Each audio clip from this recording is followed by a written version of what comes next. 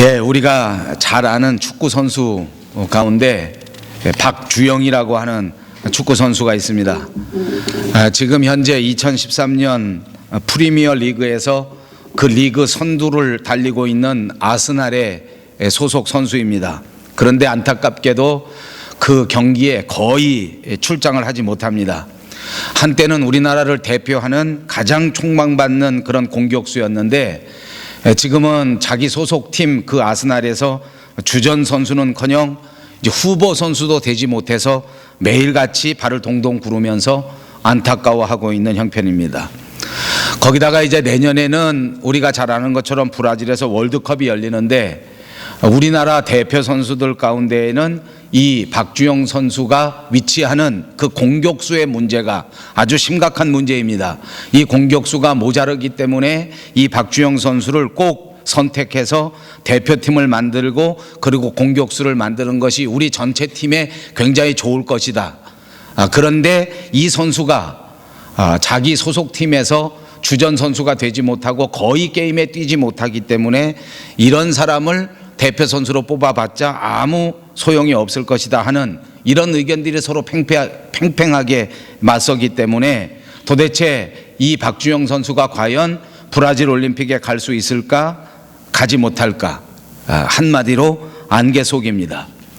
여러분, 뒤집어서 말하면 이 박주영 선수 본인은 아마 그 마음속에 우리가 두말할 필요도 없이 정말 간절하게 게임에 나가고 싶을 것이고 당연히 국가대표에 뽑혀서 태극마크를 달고 국가를 위하여 대한민국을 위하여 열심히 뛰고 그리고 좋은 결과를 내고 싶은 마음이 소원 그 자체일 것입니다.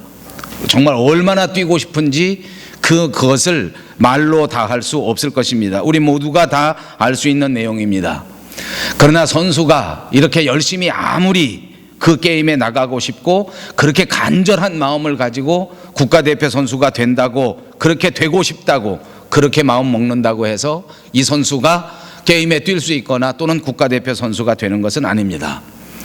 이 선수가 국가대표가 되는 것은 절대적으로 감독의 권한입니다. 그리고 이 선수가 게임에 나가서 뛸 수 있는 것은 아스날이라고 하는 팀을 감독하고 있는 벵거라고 하는 사람이 선택하느냐 선택하지 않느냐. 말씀드린 것처럼 우리나라 국가대표 선수가 되는 것은 이제 국가대표 감독이 된 홍명보 감독이 소집하느냐 소집하지 않느냐에 달려있는 것입니다. 그리고 보니까 이 축구팀의 감독이라고 하는 사람들이 가지고 있는 권한은 정말 대단하기도 하고 막강합니다. 심하게 표현하면 선수들이 사느냐 죽느냐 감독에게 달리지 않았습니까? 그 게임에 뛸 수 있느냐 뛸 수 없느냐, 게임에 넣기도 하고 게임에서 빼버리기도 하는 그야말로 생사여탈권을 감독이 쥐고 있다 해도 과언이 아닐 것입니다. 그런데 이렇게 막강한 권한은 축구 선수, 축구 감독에게만 있는 것이 아닙니다.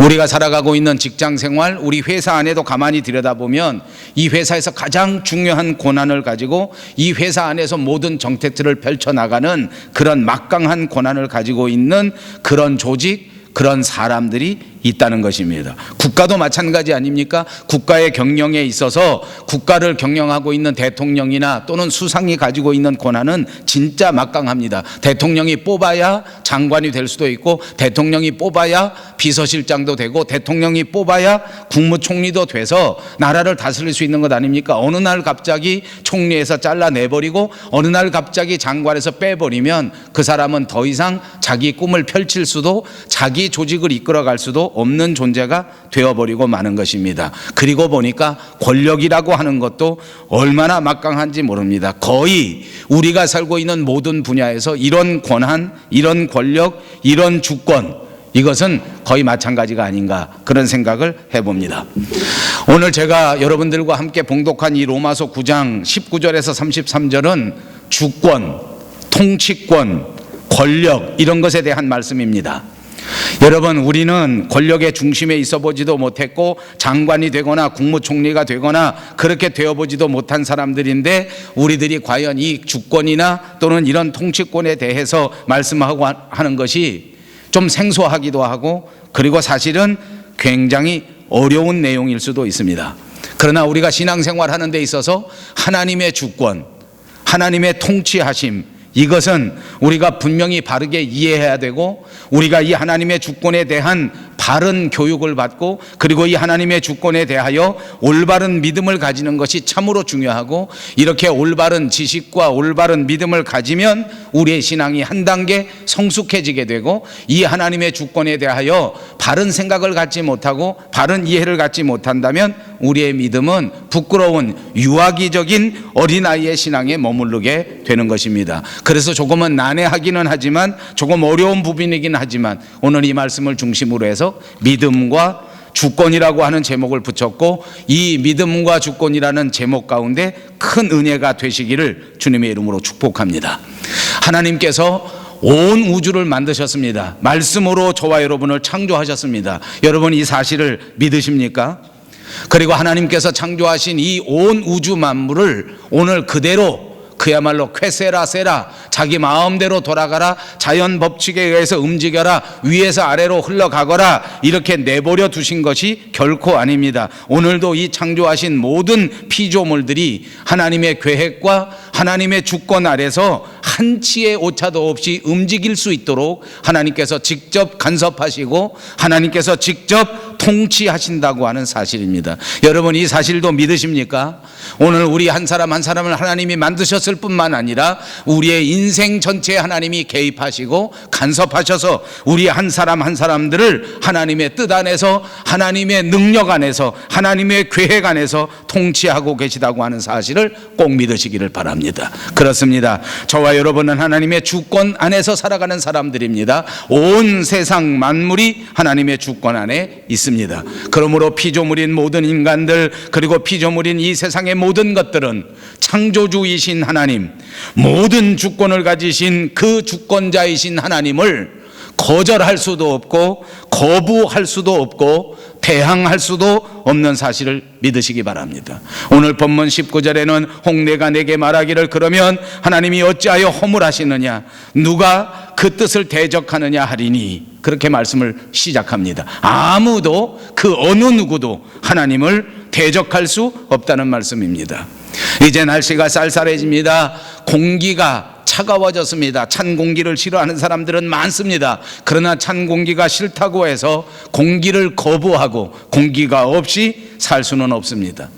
겨울을 싫어하는 사람들이 많습니다. 아무리 겨울이 싫다고 할지라도 겨울을 거부하고 건너뛸 수 있는 사람은 아무도 없습니다. 그렇습니다. 피조물인 우리들은 어쩔 수 없이 하나님의 통치하심과 하나님의 주권 아래서 살 수밖에 없는 것입니다. 그 어느 누구도 하나님의 통치하심을 벗어날 수 없고 하나님의 주권에 대적할 수 있는 사람이 없다는 사실을 믿으시기 바랍니다.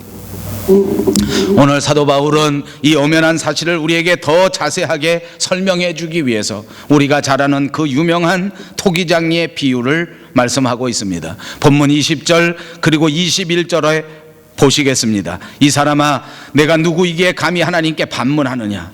지음을 받은 물건이 지은 자에게 어찌 나를 이같이 만들었느냐 말하겠느냐? 토기장이가 진흙 한 덩어리를 하나는 귀히 쓸 그릇을, 그리고 하나는 천히 쓸 그릇을 만들 고난이 없겠느냐?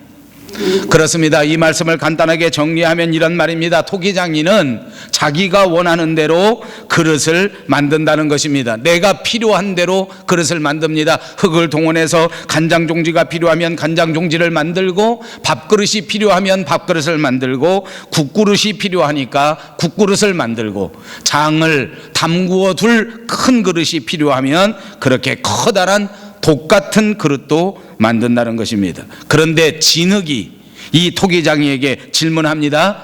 주인님, 토기장이님, 왜 나는 이렇게 간장 종지같이 조그맣게 만듭니까? 내 생각에는 나는 크게 만들어 주시기를 바랍니다. 나는 저 간장 독처럼 아주 씩씩하게 크게 그렇게 위험 있는 독으로 만들어 주십시오. 나는 왜 맨날 같이 된장이나 고추장만 담고 있는 그런 그릇을 만듭니까? 고려 청자도 있고 이조 백자도 있고 그렇게 품이 있는 그런 그릇으로 나를 만들어 주십시오. 이렇게 요청하거나 따질 수가 없다는 것입니다. 진흙은 그냥 토기장이가 만드는 대로 만들어질 뿐입니다. 이러쿵 저러쿵 의견을 내놓을 수가 없습니다. 따질 수도 없습니다. 사도 바울은 하나님의 주권이 마치 토기장이가 토기를 만드는 것과 같다고 설명하는 것 아닙니까? 그래서 오늘 이 비유를 말씀하고 있는 것입니다. 진흙은 어떤 상황에서도 토기장이에게 항의하거나 따질 수 없는 것처럼 피조물인 우리가 하나님 앞에, 만물의 주권자이신 하나님 앞에 따질 수가 없는 것입니다.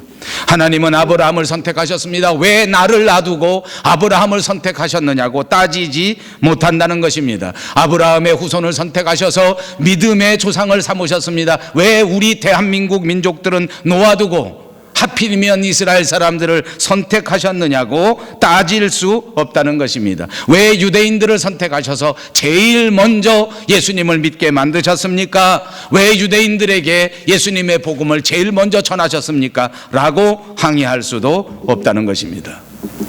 오늘 본문의 토기장이의 비유는 유대인뿐만 아니라 이방인들이 등장합니다. 이 모든 비유는 유대인들과 이방인들이 모두가 구원받을 수 있다고 하는 것을 설명하기 위함입니다. 이 토기장이의 비유를 가만히 보십시오. 귀히 쓸 그릇과 천히 쓸 그릇, 다시 말하면 두 가지 종류의 그릇이 등장합니다. 신학자들 가운데에는 예종론을 주장하는 사람들이 있습니다. 그래서 예종론을 주장하는 사람들은 이 대목에서 이렇게 설명합니다.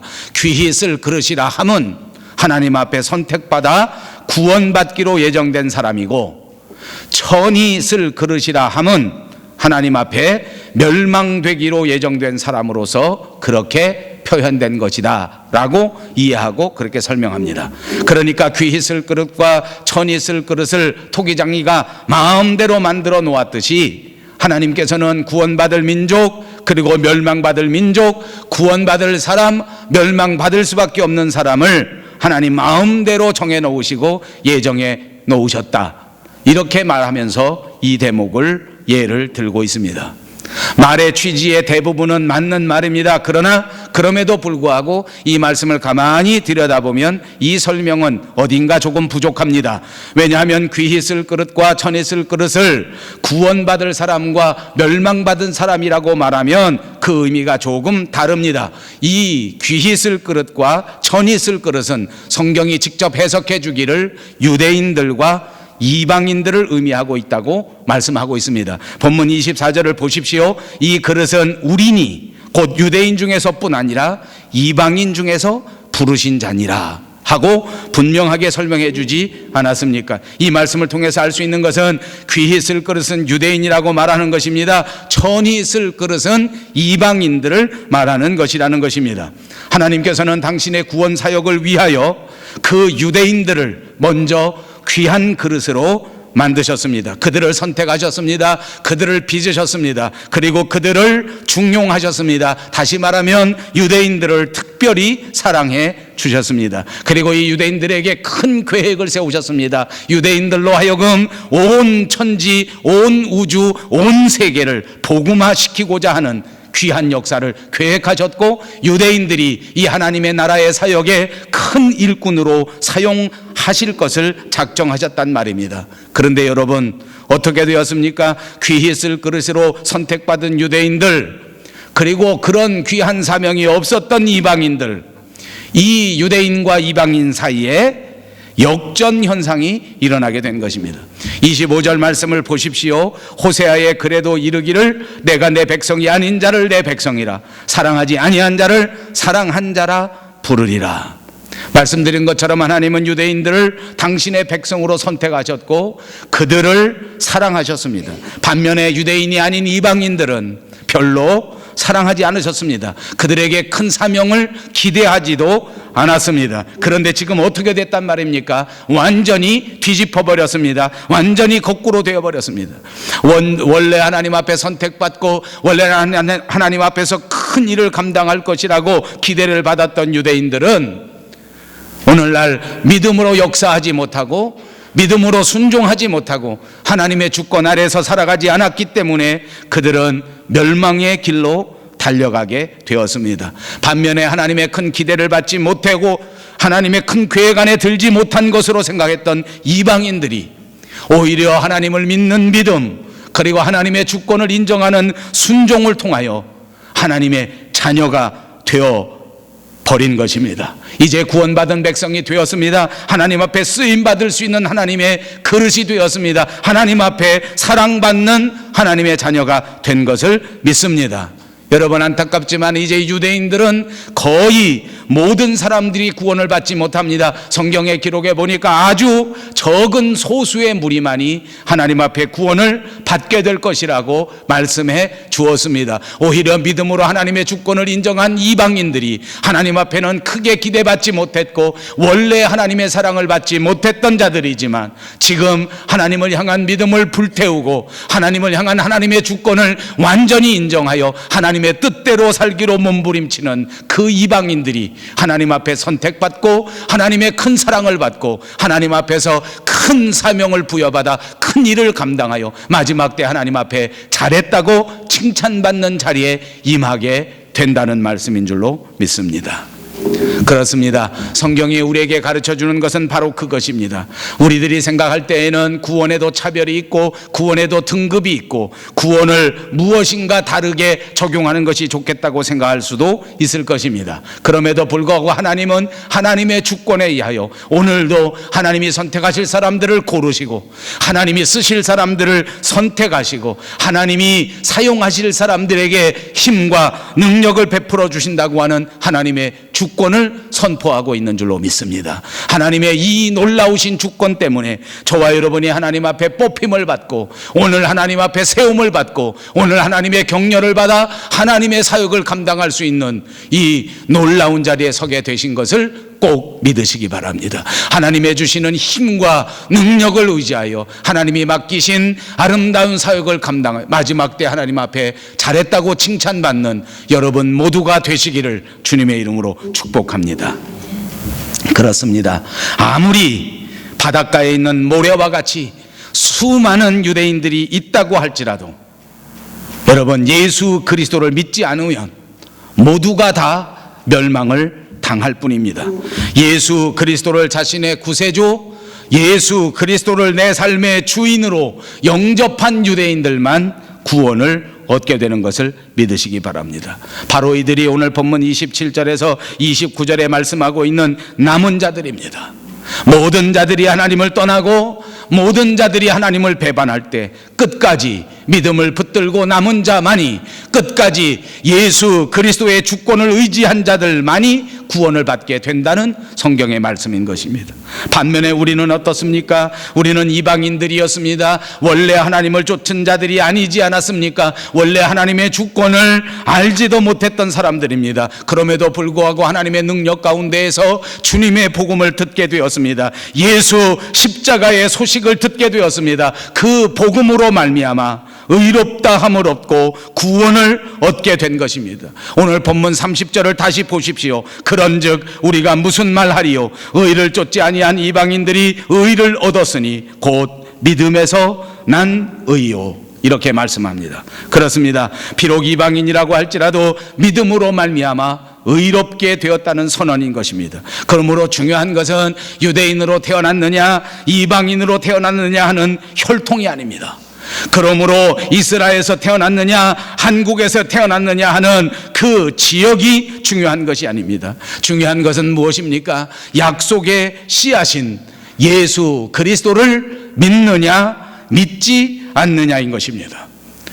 이 가장 중요한 사실은 예수 그리스도가 내 삶에 주권을 행사하는 주님이 우리의 주인이신가 그렇지 아니한가 하는 것이 중요한 것입니다. 생명의 근원이신 예수 그리스도를 믿고 그분 앞에 모든 삶을 의지하는 자, 그들 모두가 구원을 얻고 그 사람의 집안이 하나님 앞에 구원을 받는 역사가 일어난다고 하는 사실을 꼭 믿으시기를 바랍니다.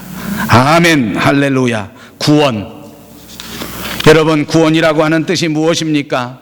성경에 보니까 구원이라고 하는 것은 건짐을 받는다 하는 뜻을 가지고 있다고 합니다. 물에 빠진 사람이 물에서 건짐을 받는 것과 비슷하다 하는 뜻입니다. 그렇습니다. 구원은 물에 빠져서 죽을 수밖에 없는 사람이 건짐을 받는 것입니다. 마틴 루터가 이렇게 말했습니다. 인간은 죄와 사망과 사탄과 율법과 진노에서부터 건짐을 받아야 한다. 이것이 구원이다. 그렇습니다. 죄에서 구원을 받고 사망에서 구원을 받고 사탄의 지배함으로부터 구원을 받는 것, 그것이 구원입니다. 그런데 여러분, 여기 정말 결정적인 문제가 있습니다. 어느 누구도 스스로 이 물에서 자기 자신을 건질 수 없다는 것입니다. 여러분, 물에 빠져서 둥둥 떠내려가는 사람을 한번 상상해 보십시오. 여러분, 물에 빠져서 둥둥 떠내려가는 사람을 건지려면 어떻게 해야 됩니까? 자기가 자기 스스로 머리카락을 잡아서 잡아당겨 봅니다. 그렇다고 해서 물속에 빠져 있는 사람이 물에서 건져질 수 있겠느냐 말입니다. 자기가 스스로 자기 자신을 건져내기 위해서 자기 몸을 위로 자꾸 끌어 잡아당겨 올려봅니다. 아무리 노력을 해도, 스스로 아무리 잡아당겨도 소용이 없습니다. 어떻게 하면 살아납니까? 바깥에서 무슨 힘이 들어와야 합니다. 쉽게 말하면 물에 둥둥 떠내려갈 때 바깥에서 든든한 밧줄이 내게 와야 한단 말입니다. 그 밧줄을 꼭 붙들고 그 밧줄이 나를 건져낼 때 내가 그 물에서 건짐을 받을 수 있는 것입니다. 누군가 바깥에서 줄을 던져줘야 하지 않습니까? 누군가 바깥에서 손을 내밀어줘야 합니다. 이것이 구원입니다. 이렇게 누군가 우리에게 손을 내밀어주고 누군가 우리에게 밧줄을 주지 아니하고는 구원받을 수 없다는 사실을 기억하시기 바랍니다. 아무리 돌을 닦아도, 아무리 스스로 수양을 하여도, 아무리 스스로 공로를 세워도, 별짓을 다 한다고 할지라도 그것이 우리를 구원하지 못합니다. 스스로 구원할 수 없다는 것이 성경에서 우리에게 말하고 있는 중요한 주제입니다.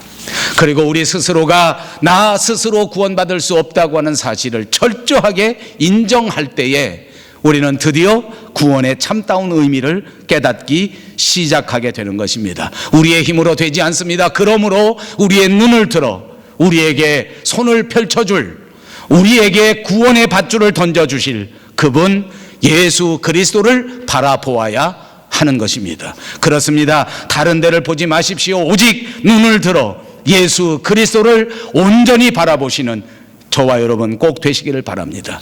구원의 줄을 던져주실 그분, 생명의 줄을 던져주실 그분, 예수 그리스도를 바라보시고 그분을 온전히 영접하여 받아들이고 그분의 주권 아래 살아가는 사람이 구원받고 행복한 삶을 살아갈 수 있게 되는 것입니다. 이 사실을 꼭 믿으시기를 바랍니다. 사랑하는 여러분, 이제 오늘 말씀을 마치려고 합니다. 하나님께서는 특별한 주권을 가지고 계시는 분이십니다. 토기장이가 귀하게 쓸 그릇도 만들고 천이 쓸 그릇도 만드는 것처럼 하나님은 당신의 계획 아래서 당신의 뜻에 맞게 사용할 수 있도록 유대인들도 만드시고 이방인들도 만드셨습니다. 그러나 여러분, 안타깝게도 유대인들은 구원의 길에 들어오지 않았습니다. 하나님의 주권을 인정하지 않았습니다. 스스로 나가버렸습니다. 그들은 생명의 길인 십자가의 길을 거절하고 예수님을 배척하고 예수님을 믿지 않았습니다. 오히려 이방인들이 믿음의 길에 들어섰습니다. 오히려 이방인들이 믿음을 갖기 시작했습니다. 오히려 이방인들이 하나님의 주권을 인정하고 하나님 앞에 자신의 인생을 맡기게 된 것입니다. 십자가의 길에 들어섰습니다. 다시 말씀드리면 구원의 길에 들어선 것입니다. 유대인들을 가리켜 구원받을 뻔한 사람들이지 실제로 구원은 받지 못한 사람이라고 말합니다. 정말 안타까운 일 아닙니까? 제가 살아가다 보니까 우리들 가운데에는 정말 구원받을 만한 사람, 구원받을 뻔한 사람들이 얼마나 많은지 모릅니다.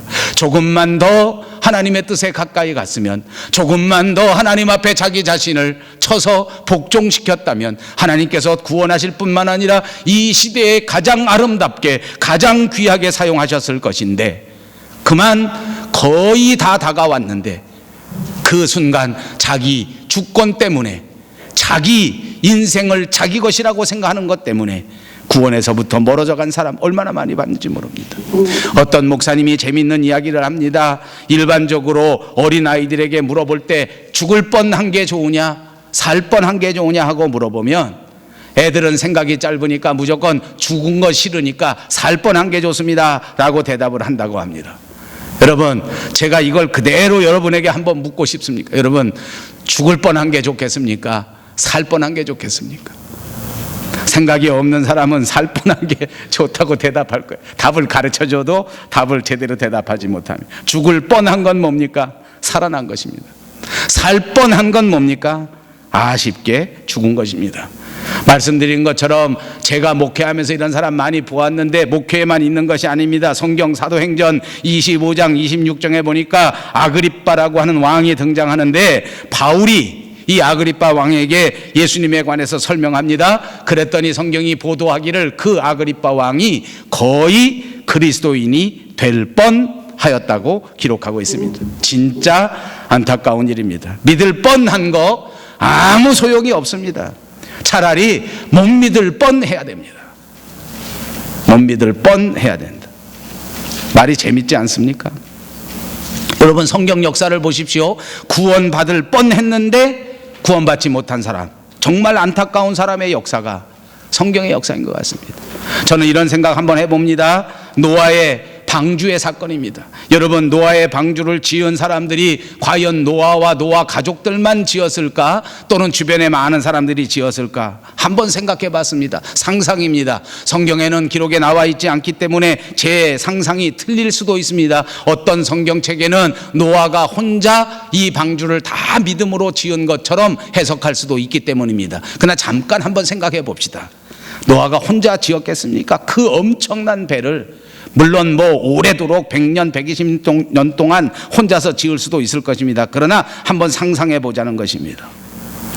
뭐 지금처럼 기술이 있는 것도 아니고 지금처럼 전자톱이 있는 것도 아닌데 그 나무 가져다가 배를 만들려고 하면 10년, 20년 걸려도 못할 건 못하지 않겠습니까? 그러니까 아마 여러 사람들이 동원돼서 배를 만들지 않았겠나, 이렇게 한번 상상해 보자는 거예요. 어떻게 하면 동원됐을까요? 노아가 돈을 주면 사람을 구할 수 있습니다. 시간당 15불씩 줄 테니까 나와서 일해라. 그러면 사람들이 많이 몰려와서 일을 했다는 거예요. 어떤 사람은 배 밑창을 만들고 어떤 사람은 인테리어를 하고 자기 기술에 따라서 자기 가진 그런 소양을 따라서 다 일을 했습니다. 배를 지어서 어떤 사람은 창문을 만들고 어떤 사람은 페인트 칠을 하고 어떤 사람은 뭘 하고 다 했어요. 그때 당시에도 페인트가 있었습니다. 왜냐하면 물 들어오지 말라고 나무를 다 얽히설키 만들어 놓고 거기다 역청을 바르는 사람이 있었기 때문입니다. 지금으로 보면 그거 굉장히 높은 스킬입니다. 그러니까 그건 아마 일당 18불, 20불 정도 주면서 사람을 동원했을 겁니다.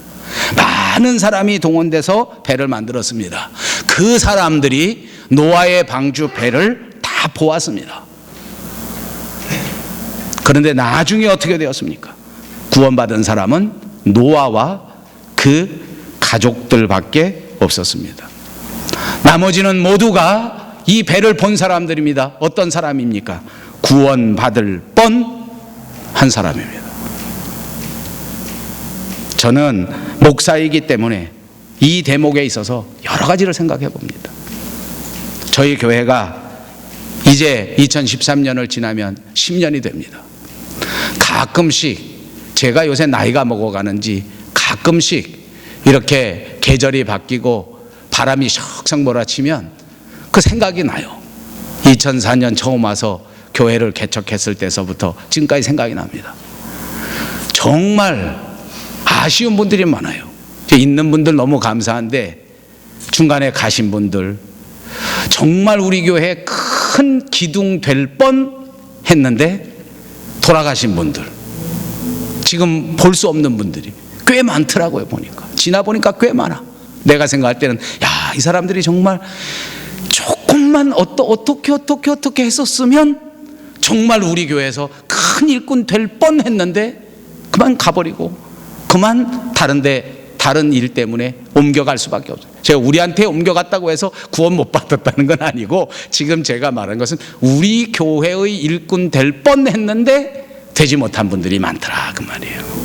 얼마나 아쉬운지 몰라요. 그래서 생각해 보니까요, 여러분 좀 냉정한 말씀인지는 몰라도 될 뻔한 건 소용없더라고요. 될 뻔하면 끝이야.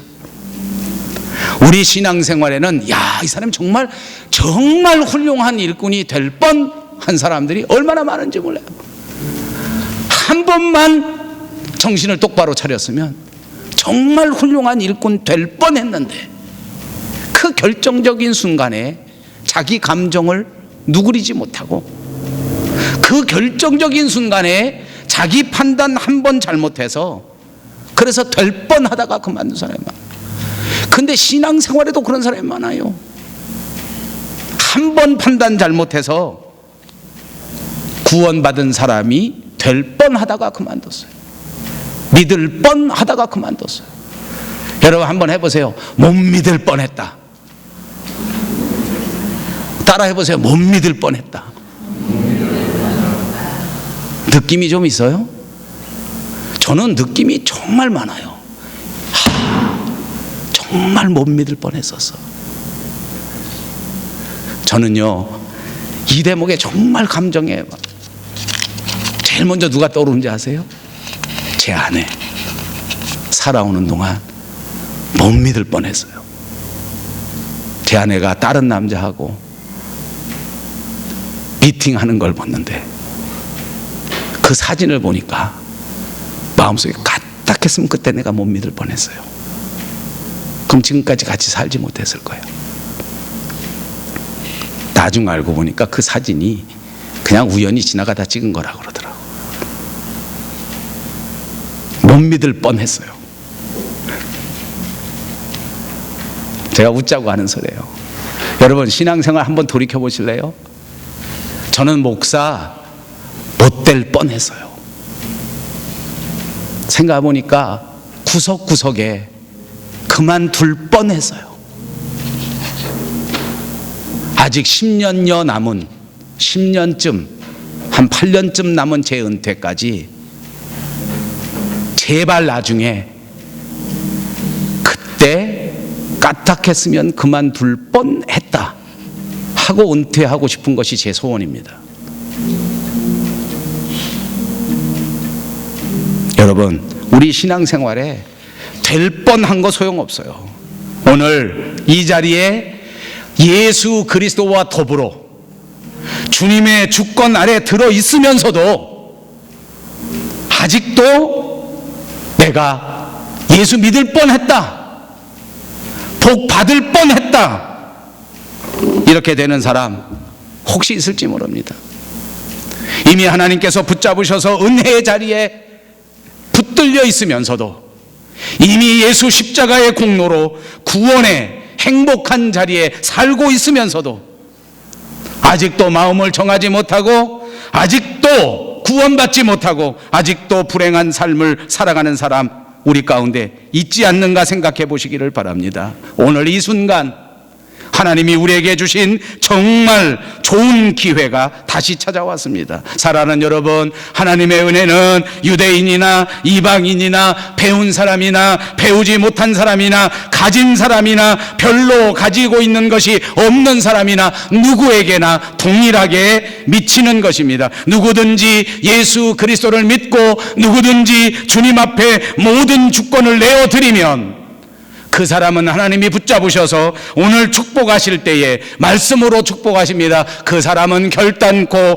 부끄러움을 당하지 않는다는 것입니다. 본문 33절을 보십시오. 기록된 바 보라, 내가 부딪히는 돌과 거치는 반석을 시온에 두노니 저를 믿는 자는 부끄러움을 당치 아니하리라 함과 같으니라. 사랑하는 여러분, 여러분 모두가 예수 그리스도와 더불어 살아가는 동안 일생토록 부끄러움을 당하지 않는 축복이 있으시기를 주님의 이름으로 축복합니다. 예수 그리스도의 주권을 인정하고 그분을 모든 삶의 주인으로 인정하는 축복이 여러분의 삶과 여러분의 가정에 넘쳐나시기를 주님의 이름으로 축복합니다. 예수님 때문에 천국을 바라보고 사시기를 주님의 이름으로 축복합니다. 예수님의 주권 때문에 이 땅 위에 두 발을 딛고 살지만 하나님과 더불어 천국의 삶을 누리고 살아가시는 여러분 되시기를 주님의 이름으로 축복합니다. 모든 것을 내려놓으십시다. 그리고 하나님의 주권을 인정하시면 하나님의 주권 아래서 언제 어디서나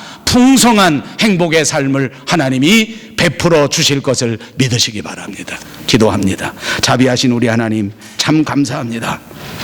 하나님의 복음을 소유하고 하나님의 주권 안에 들어왔는데 아직도 주님의 주권을 알지 못한 채 계속하여 반박하고 계속하여 거절하려고 하는 불쌍한 우리들의 마음을 살펴주셔서 아버지 오늘 이 순간 다시 한번 우리가 완전히 주님의 통치하심에 순종하게 하여 주시옵소서. 하나님의 계획에 순종하게 하여 주시옵소서. 예수 십자가에 완전히 내려놓을 수 있는 저희들이 되게 하여 주시옵소서. 예수님의 이름으로 간절히 기도하옵나이다.